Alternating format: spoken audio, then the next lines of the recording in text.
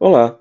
Hoje eu vou falar sobre o meu trabalho que tem como título A mudança de atitude frente a um cenário de discriminação contra a esquizofrenia no mercado de trabalho. Eu sou o Gustavo Pacheco e meu orientador nessa pesquisa foi o Márcio Borges. A esquizofrenia é um quadro clínico que contém dois ou mais desses itens a seguir: delírios, alucinações, discurso desorganizado, comportamento grosseiramente desorganizado ou catatônico e sintomas negativos. Necessariamente, um dos sintomas precisa ser um dos três primeiros dessa lista, em negrito. Esse quadro geralmente se inicia na adolescência ou no início da vida adulta, podendo acontecer também na menopausa em mulheres. Ele pode surgir de forma abrupta, porém mais comumente surge através de sintomas pouco específicos, como perda de energia, falta de iniciativa, isolamento, negligências com aparência pessoal e higiene e comportamentos inadequados.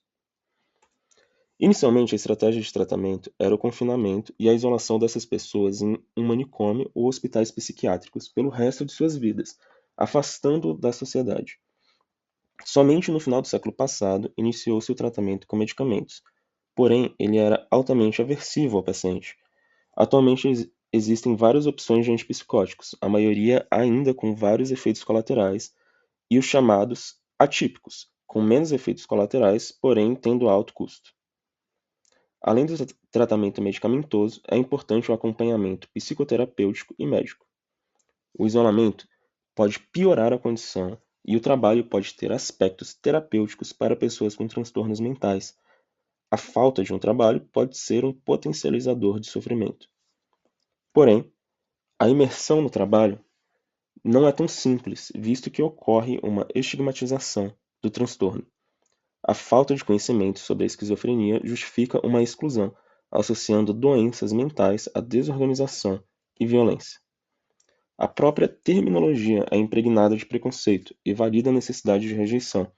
Empregadores se resguardam de maneira precipitada diante de uma ameaça imaginária, criando obstáculos para o ingresso dessas pessoas no mercado de trabalho. Embora nem todos estejam aptos a desempenhar atividades profissionais, uma considerável parcela teria a capacidade de trabalhar e contribuir para a sociedade. A Lei 8.213 e a Lei Brasileira de Inclusão auxiliam pessoas com deficiência a entrarem no mercado de trabalho, porém, na prática, isso ainda é bem difícil.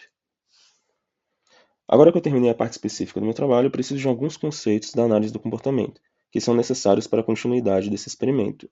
O primeiro deles é o conceito de atitude, que refere-se a uma avaliação que é atribuir um adjetivo, seja ele positivo ou negativo, em relação a algo ou alguém, exercendo uma influência significativa no comportamento. O preconceito é uma forma de atitude negativa e depreciativa direcionada a um grupo particular, sendo fundamentada em estereótipos e generalizações. Tendo isso como base, vários estudos se propuseram a tentar modificar atitudes e a partir de diferentes abordagens. Uma delas sendo o uso de narrativas, que pode ser uma história em quadrinhos. A história em quadrinhos é uma narrativa capaz de envolver uma situação discriminatória sem que o leitor precise vivenciar aquela situação, diminuindo a percepção de uma intenção persuasiva e sendo eficaz na redução da resistência à mudança de atitude, ou seja, sendo ideal para esse trabalho. A justificativa desse trabalho é investigar formas de gerar mudanças de atitude na população, nesse caso, em relação à imersão de pessoas esquizofrênicas no mercado de trabalho. E o objetivo dele é estudar o efeito da observação de comportamentos discriminatórios contra pessoas esquizofrênicas no mercado de trabalho, na mudança de atitude em relação a personagens fictícios com diferentes papéis, através de uma história em quadrinhos. Agora eu vou falar sobre o método, ou seja, como esse experimento foi conduzido. Ele contou com 3 participantes do sexo masculino, entre 19 e 24 anos, selecionados por conveniência em uma instituição de ensino superior em Brasília. O experimento foi realizado de forma online, sendo solicitado que os participantes estivessem em locais silenciosos e sem perturbações. Os materiais utilizados foram a escala de diferencial semântico utilizado para medir atitude, o Google Forms para aplicação dessa escala, o Google Meets para comunicação e apresentação da HQ, o Pixton para criar a HQ e o TCLE, que é o termo de consentimento livre e esclarecido, que o participante assinou. O delineamento é de sujeito único, ou seja, o mesmo participante passa por todas as fases do experimento, que são 4, um pré-teste e 3 pós-testes, permitindo assim medir a mudança de atitude em uma mesma pessoa à medida que a narrativa avança e essa pessoa é exposta a essa narrativa. Esses daqui são os personagens da história em quadrinhos que eu criei. A gente tem o entrevistador, que ele tem uma função de agressor, o João, que tem função de vítima, e Marcos, que vai exercer uma função tripla. Em certo momento ele é amigável com a vítima, depois ele é um agressor sutil, e por fim ele tem uma função de redenção, se arrependendo e pedindo desculpas com a vítima. Vou falar um pouco sobre o enredo também. A história é dividida em 3 capítulos. No primeiro, João, que é a vítima, e Marcos, que tem essa função tripla, estão conversando na recepção da empresa e eles têm uma interação amigável. No segundo capítulo, eles já estão sendo entrevistados e o entrevistador tem falas preconceituosas com João.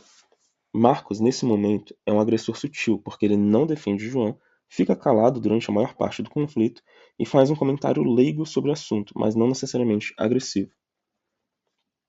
No terceiro capítulo, Marcos, que tinha recebido a vaga, já que João havia sido desclassificado por preconceito, vai correndo em direção a João na parada de ônibus.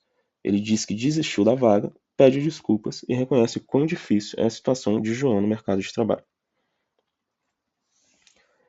Sobre os resultados dos participantes, eles respondiam uma escala de diferencial semântico, onde tinham pares de adjetivos opostos e eles tinham que avaliar o personagem em uma escala de 1 a 7 com base nesses adjetivos, como por exemplo, bom e mal. Eles responderam esse questionário em 4 momentos antes da história começar, ao final do primeiro capítulo e ao final do segundo e terceiro. Aqui podemos ver os resultados do participante 1. Como esperado, João, que tem função de vítima, teve avaliações cada vez mais positivas ao longo da história, enquanto o entrevistador, após o conflito, teve avaliações negativas. Quanto a Marcos, é possível ver que as avaliações seguiram as funções desempenhadas por ele em cada capítulo. No capítulo 1, houve um aumento, já que ele foi amigável. No capítulo 2, do confronto, houve um declínio. E após o capítulo de redenção, houve um aumento novamente. Os resultados do participante 2 foram similares. O entrevistador e Marcos tiveram avaliações similares, porém João, após o capítulo do confronto, teve uma avaliação negativa, chegando quase ao mesmo nível do entrevistador. Isso pode ter acontecido pela própria natureza do conflito. O participante 3 foi novamente parecido com o primeiro, em que João teve avaliações cada vez mais positivas, Marcos seguiu esperado, de acordo com sua função, e o entrevistador foi avaliado negativamente. Aqui estão os gráficos dos 3 participantes, lado a lado, em que podemos ver as diferenças. Azul é a vítima, o entrevistador é o amarelo, e em vermelho, Marcos. Aqui podemos ver as funções nitidamente. Agora, passando para a discussão, não foi possível identificar se outras variáveis, além do próprio enredo da história, tiveram influência na mudança de atitude durante a pesquisa. As características físicas dos personagens podem ter influenciado as avaliações, e o personagem com função de agressor não ter recebido um nome, sendo chamado de entrevistador, também pode ter influenciado. Além disso, a natureza do conflito e o contexto da história em quadrinhos podem influenciar a atitude do participante, como, por exemplo, foi visto no participante 2. Para pesquisas futuras, recomenda-se atentar às características físicas dos personagens e não atribuir uma função como nome, como ocorreu no caso do entrevistador. Também recomenda-se a execução de um questionário para melhor entender as avaliações atribuídas pelos participantes durante a pesquisa. E essa foi a minha pesquisa. Obrigado pela atenção.